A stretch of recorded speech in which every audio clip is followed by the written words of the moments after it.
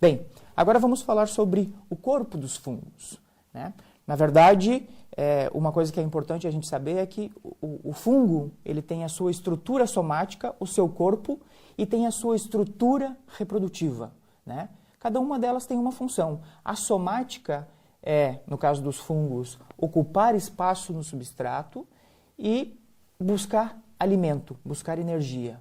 E a estrutura reprodutiva tem a função de reprodução, ou seja, de produção de esporos, sejam eles sexuais ou sejam eles assexuais. E eu mostro para frente como é que funciona isso, né? Mas agora vamos ficar com a estrutura somática, como que é o corpo dos fungos, tá? Aqui eu tenho dois exemplos clássicos, né?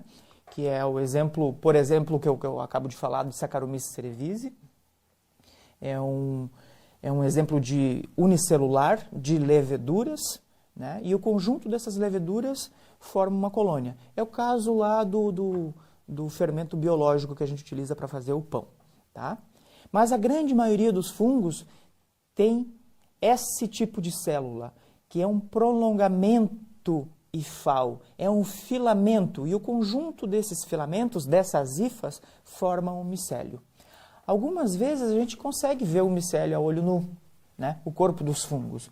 Nesse caso aqui, ocupando a superfície de uma folha, e não só a superfície, mas por dentro da folha também, essas hifas estão crescendo, né? Bem, esse tipo de crescimento a gente chama de crescimento modular. Percebam que os fungos, então, o corpo deles se molda ao seu substrato. Diferentemente da gente, que temos um tronco, membros e cabeça, os fungos, por conta dessas hifas e desse micélio, eles conseguem crescer de forma modular, né? Aqui eu gostaria de chamar a atenção, voltando àquele exemplo do micro e do macrofungo, para mostrar para vocês que tanto o micro quanto o macrofungo são formados por hifas, né? No caso do mofo da laranja, né? Percebam que são pequenos filamentos e na ponta desses filamentos tem esses pontinhos, esses aglomerados mais acinzentados, azuis, esverdeados aqui, que são aglomerados de esporos, né? Onde são produzidos os esporos assexuais do penicílio, certo? E aqui, notem que o cogumelo ele é todo formado por hifas também, né? Só que o cogumelo é a estrutura reprodutiva, não é todo o corpo do fungo. O corpo do fungo, a estrutura somática, ela está lá, submersa. No caso do Amanita muscari, em conexão com as raízes do pinus, né? Mas no caso de um fungo saprófito, por exemplo, pode estar lá dentro da madeira, decompondo a madeira, tá? Então é importante que a gente tenha essa percepção, esse entendimento de que quando a gente vê um cogumelo, uma orelha de pau, a gente está vendo apenas a estrutura reprodutiva, que tem uma função, produção e dispersão dos esporos.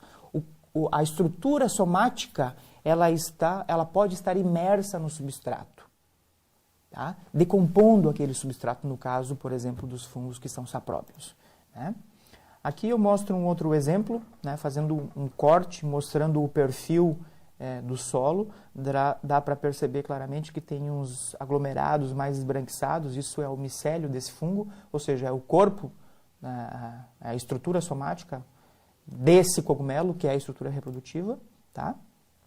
E aqui nesse desenho eu mostro para vocês como que acontece o crescimento potencial dos fungos, né? Os fungos, eles têm um crescimento que a gente chama de autotropismo, tá?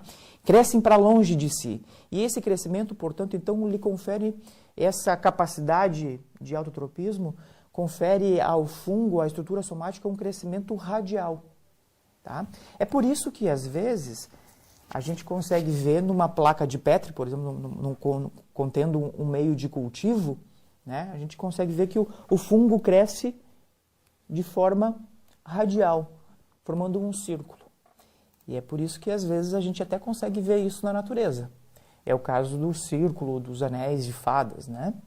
Aqui a gente percebe claramente um círculo, tá? Onde os cogumelos são produzidos nas terminações das hifas, e eu volto aqui para mostrar para vocês, é a parte onde citoplasmaticamente o fungo está mais ativo, mais dinâmico, né? E por algumas condições ambientais ou fisiológico-genéticas do próprio organismo, ele produz em algum momento essas estruturas reprodutivas, esses cogumelos, geralmente na terminação dessas hifas, né? Tá? Bem, então agora quando vocês forem a campo e vocês se depararem com uma árvore totalmente dominada por diferentes orelhas de pau, vocês sabem que essa estrutura aqui é a reprodutiva, não é todo o fungo. Na verdade, o corpo do fungo está lá dentro, né? A estrutura somática está lá dentro, decompondo, né? Buscando energia, ocupando os espaços da madeira, e em algum momento ela pode produzir uma estrutura reprodutiva, que é a orelha de pau ou cogumelo. Tá?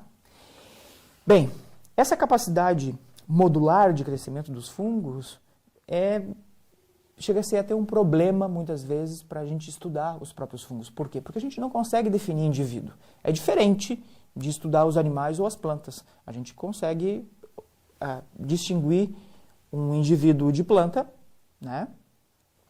Indivíduos de uma mesma espécie de uma planta, assim como a gente consegue distinguir diferentes indivíduos de animais, né?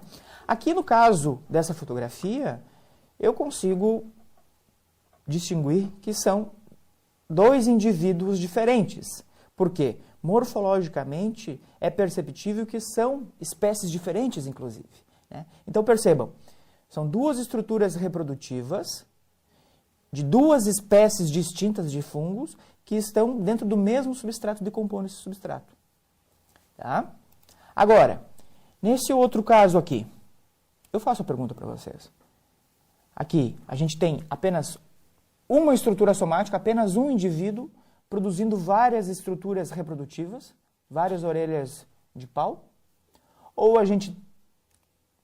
ou dentro desse tronco existem vários indivíduos da mesma espécie produzindo diferentes estruturas reprodutivas, diferentes orelhas de pau, né? Essa é uma das dificuldades que os micólogos, os cientistas que estudam os fungos, encontram na hora de estudar os fungos, né? Na hora de aplicar algumas técnicas de contagens de indivíduos ou de densidade, de abundância, por exemplo, lá nos estudos ecológicos, por exemplo.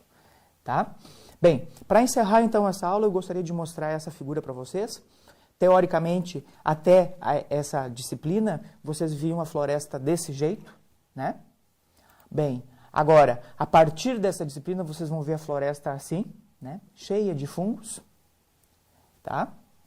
E o principal, vocês sabem que existe toda uma teia de conexão, uma teia de micélios que unem as raízes das plantas e que estão dominando a matéria orgânica morta e cobrindo todo o solo da floresta, tá? E principalmente, se vocês não verem os cogumelos ou as orelhas de pau, ou seja, as estruturas reprodutivas macroscópicas, isso não quer dizer que não existam fungos nessa floresta. Ok?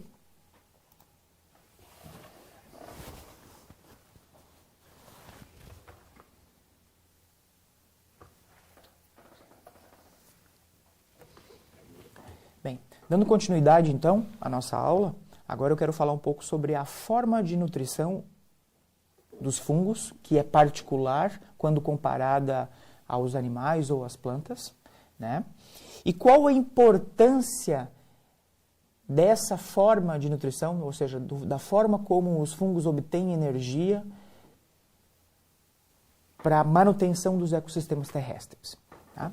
Bem, eu mostrei já para vocês que existem alguns fungos que se associam a outros organismos, né, e obtêm energia a partir dessa associação, certo?